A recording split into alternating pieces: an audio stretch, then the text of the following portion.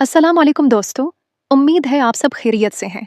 मैं आयशा आपके लिए एक दिलचस्प और नई कहानी लेकर आई हूँ। ये कहानी मेरी ज़िंदगी के एक अहम वाक़ये से मुताल्लिक़ है, जो आपको ज़रूर पसंद आएगी। सुनने के बाद अपनी राय ज़रूर दीजिएगा। मैं आपके तबस्सुरों का इंतज़ार करूँगी। तो चलें कहानी शुरू करते हैं। मेरा नेम आयशा है और मैं 27 साल की एक शादीशुदा खातून हूँ। मेरे शौहर बिलाल की उम्र 32 साल है। लोग अक्सर मुझे मेरी उम्र से छोटी समझते हैं, क्योंकि मैं अपनी सेहत और फिटनेस का बहुत ख्याल रखती हूँ। कुदरत ने भी मुझे ऐसा रूप दिया है कि मैं अपनी उम्र से जवान नजर आती हूँ। शादी को 4 साल गुजर चुके हैं, लेकिन अभी तक हमें औलाद की नामत नहीं मिली। ये कहानी आज से कुछ अरसा पहले की है, जब हमने एक नए शहर में नई जिंदगी शुरू की थी। पहले हम लोग वादी सब्ज के रहायशी थे, लेकिन वहाँ के हालात खराब होने की वजह से बिलाल ने अपना कारोबार बंद किया और हम लोग शहर नूर में मुंतकिल हो गए। हमारे यहाँ आने से पहले ही बिलाल के चंद दोस्त शहर नूर में अपना कारोबार जमा चुके थे, इसलिए हमें ज्यादा परेशानी का सामना नहीं करना पड़ा। 1 साल के अंदर ही बिलाल का कारोबार वादी सब्ज से भी बेहतर चलने लगा। एक दिन की बात है, जब बिलाल काम से वापस घर आए तो उन्होंने मुझे बताया कि कल हमारे यहाँ रहीम साहब का बेटा आ रहा है। रहीम साहब बिलाल के बहुत अच्छे दोस्त और वादी सब्ज में हमारे हमसाए और फैमिली फ्रेंड थे। उन्हीं की वसातत से मेरी शादी बिलाल से हुई थी, इसलिए हम दोनों के दिल में उनकी बड़ी इज्जत थी। रहीम साहब के कई बेटों के नाम सुनकर मैं थोड़ी कंफ्यूज हो गई और बिलाल से पूछा, बताएं, रहीम साहब का कौन सा बेटा आ रहा है? इस पर वो बोले, यार, उनका मुन्ना बोला बेटा समीर आ रहा है। समीर रहीम साहब का सबसे छोटा बेटा था। मुझे याद था कि जब हम वादी सब्ज से आए थे, तब वो बहुत छोटा था। समीर का नाम सुनकर मैं खुश हो गई, लेकिन फिर मैंने पूछा, खैरियत तो है ना? बिलाल ने जवाब दिया, हाँ यार, खैरियत ही है। फिर बात आगे बढ़ाते हुए बोले, असल में समीर को पाकिस्तान मिलिट्री एकेडमी के लॉन्ग कोर्स में दाखिला मिल गया है। रहीम साहब ने मेरी ड्यूटी लगाई है कि मैं न सिर्फ उसे अब्बासपुर छोड़ने जाऊं, बल्कि उसका अपने दोस्त फैसल चौधरी से भी तारफ़ करवाऊं, ताकि इमरजेंसी में कोई मदद दरकार हो तो वो काम आ सके। ये सुनकर मैंने खुशी का इजहार किया और कहा, फिर तो मैं भी आप लोगों के साथ अब्बासपुर चलूंगी। इस पर बिलाल ने कहा, हाँ, ज़रूर चलो। हम वहाँ फैसल के घर रहेंगे और उसके साथ साथ वो इलाका भी देख लेंगे। फिर वो मुस्कुराते हुए बोले, वैसे भी फैसल ने ख़ास तौर पर तुम्हें साथ लाने के लिए कहा था। फैसल चौधरी बिलाल के एक बहुत अच्छे कारोबारी दोस्त थे, जो अपने कारोबार के सिलसिले में जब भी शहर नूर आते, हमारे घर ही रखते थे। प्रोग्राम तय होने के बाद मैं दिल ही दिल में समीर के आने का इंतज़ार करने लगी। अगले दिन ट्रेन के लेट होने की वजह से हम मुकर्रा वक्त से 6 घंटे ताख़ीर से रेलवे स्टेशन पहुँचे। इसके बावजूद ट्रेन 1 घंटा और लेट आई। जैसे ही ट्रेन प्लेटफार्म पर रखी, मैं और बिलाल फर्स्ट क्लास के डब्बे के सामने जा खड़े हुए। कुछ ही देर में समीर ट्रेन से उतरा। इसे देखकर मैं हैरान रह गई। ये वो समीर हरगिज़ नहीं था जिसे मैं वादी सब्ज में छोड़कर आई थी। वो समीर तो शर्मीला और कमज़ोर सा बच्चा था, लेकिन अब जो समीर मेरे सामने खड़ा था, वो एकदम स्मार्ट और वर्जिश से बने जिस्म का मालिक था। ट्रेन से उतरते ही समीर ने सबसे पहले बिलाल से गले मिलकर सलाम किया, फिर बड़े अदब से मेरी तरफ मुतवज्जा हुआ। मैंने मुस्कुराते हुए कहा, वाह समीर, तुम बड़े होकर इतना शानदार बन जाओगे, ये तो मैंने कभी सोचा भी नहीं था। मेरी तारीफ सुनकर समीर थोड़ा सा शर्मा गया और फिर आगे बढ़कर मुझसे हाथ मिलाते हुए बोला, लेकिन आप तो ज़रा भी नहीं बदलें, बिल्कुल वैसी ही हैं जैसे वादी सब्ज से गई थीं। चूँकि वादी सब्ज में हमारी फैमिलीज़ का एक दूसरे के यहाँ बहुत आना जाना था, इसलिए समीर बिलाल के साथ गले मिलने के बाद मेरे साथ भी बला तकल्लुफ़ बात कर रहा था। थोड़ी सी गपशप के बाद हमने समीर का सामान लिया और घर की तरफ रवाना हो गए। रास्ते में बिलाल ने समीर से पूछा, तुम्हें आर्मी ज्वाइन करने का शौक़ कैसे हुआ? इस पर समीर ने जवाब दिया, मुझे बचपन से ही फ़ौजियों की वर्दी और उनकी स्मार्टनेस बहुत पसंद थी, इसलिए मैंने फ़ौज में जाने के लिए बहुत मेहनत की और बिलाखिर PMA लॉन्ग कोर्स के लिए सेलेक्ट हो गया। ऐसी ही बातें करते हुए हम घर पहुंच गए। क्योंकि समीर के पास वक्त बहुत कम था, इसलिए अगले दिन हमने जल्दी जल्दी उसे शहर नूर की सीर कराई, क्योंकि उसके अगले दिन हमें अब्बासपुर के लिए रवाना होना था। दोस्तों, ये 8 मई का सख्त गर्म दिन था। वैसे तो मई और जून में पूरे मुल्क में शदीद गर्मी पड़ती है, लेकिन इस दफ़ा शहर नूर में गर्मी अपने अरूज पर थी। नाश्ते के फ़ौरन बाद में बिलाल और समीर अपने बैग गाड़ी में रख रहे थे। बिलाल के पास एक छोटी सी गाड़ी थी, जिसकी डक्की न होने की वजह से हमने बड़ी मुश्किल से सामान पीछे की सीट पर एडजस्ट किया। समीर का सूटकेस हमने गाड़ी की छत पर बांध दिया। क्योंकि हम पहली बार फैसल चौधरी के घर जा रहे थे, इसलिए हमने उनकी फैमिली के लिए कुछ तहाइफ भी लिए थे। ये सारी चीज़ें हमारे सूटकेस के साथ समीर ने गाड़ी की पिछली सीट पर रख दें। इस तरह हमारी छोटी सी गाड़ी सामान से खचाखच भर गई। जब ये तैयारियां अपने इख्तिताम को पहुंच रही थीं, मैं एक बार फिर अपने कमरे में गई और ड्रेसिंग टेबल के सामने खड़ी होकर अपना मेकअप दरस्त करने लगी, जो धूप की वजह से कुछ खराब हो गया था। मेकअप के बाद मैंने एक नज़र अपने आप को देखा और मुतमईन होकर मड़ने लगी तो शीशे में से मैंने बिलाल और समीर को तेज़ी से कमरे में दाखिल होते देखा। उन्हें उस तरह आते देखकर मैं उनकी तरफ मड़ी और सवाल कुन नज़रों से देखने लगी। मेरी नज़रों का मतलब समझकर बिलाल बोले, यार, वो ELCD कहाँ पड़ा है? मैंने हैरानी से पूछा, कौन सा ELCD? इस पर वो बोले, वही यार, जो मैं कुछ दिन पहले घर लाया था, 22 इंच का फ्लैट स्क्रीन ELCD टीवी। उनकी बात सुनकर मुझे याद आया और मैंने उन्हें टीवी की जगह बताते हुए हैरानी से पूछा, उसका क्या करना है?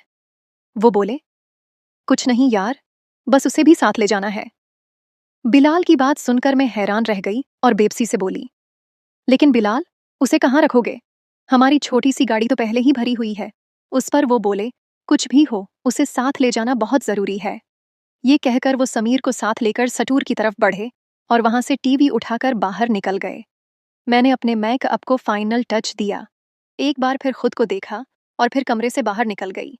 प्रोग्राम के मुताबिक घर को लॉक करने के बाद मैंने मेन गेट पर ताला लगाया। इस दौरान समीर की आवाज़ सुनाई दी, जो बिलाल से कह रहा था, इतना बड़ा टीवी हम कहाँ रखेंगे? इस पर बिलाल ने जवाब दिया, फिक्र न करो, हम उसे गाड़ी की अगली सीट पर एडजस्ट कर लेंगे। समीर ने कहा, लेकिन अगली सीट पर तो आयशा को बैठना था। बिलाल ने जवाब दिया, तुम्हारी बात दुरुस्त है, लेकिन क्या करें, मजबूरी है। वो तुम्हारे साथ पिछली सीट पर बैठ जाएगी। ये कहकर उन्होंने टीवी को गाड़ी की अगली सीट पर तिरछा रख दिया, जबकि समीर पिछली सीट पर बैठ गया। मेन गेट लॉक करने के बाद जब मैं गाड़ी के करीब पहुंची तो समीर ने मुझे देखकर गाड़ी का दरवाज़ा खोला और थोड़ा सरक कर बोला, अब यहाँ बैठ जाएं।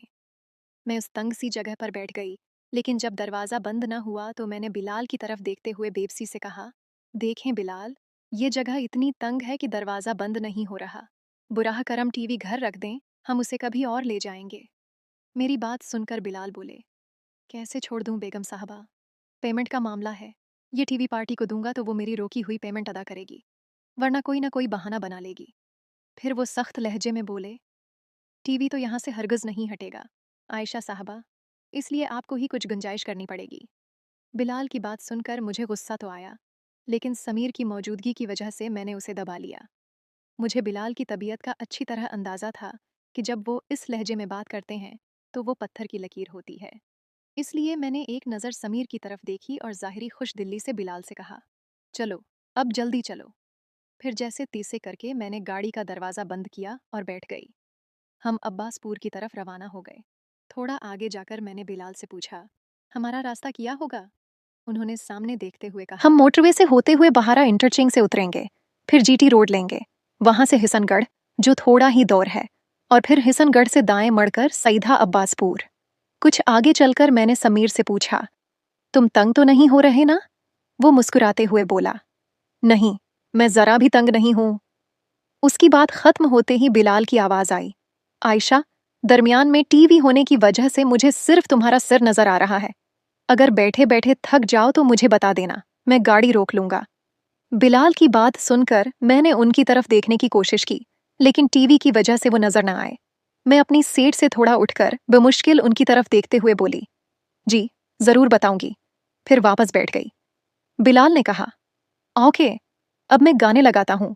यहाँ मैं बता दूं कि लॉन्ग ड्राइव पर बिलाल हमेशा बुलंद आवाज में गाने लगाते थे, क्योंकि उनका कहना था कि अगर गाने न लगाएं तो उन्हें नींद आ जाती है। जैसे ही मेरी बात खत्म हुई, बिलाल ने बुलंद आवाज में गाने लगा दिए और हमारी गाड़ी गानों की धुन से गूंजने लगी। दोस्तों, जैसा कि मैंने बताया, इस दिन शहर नूर में बहुत गर्मी थी। सफर का 1 घंटा इसी तरह गुजर गया। इस दौरान बिलाल ने 1-2 बार CD प्लेयर की आवाज कम करके हमसे गाड़ी रोकने के बारे में पूछा, लेकिन हमने इनकार कर दिया।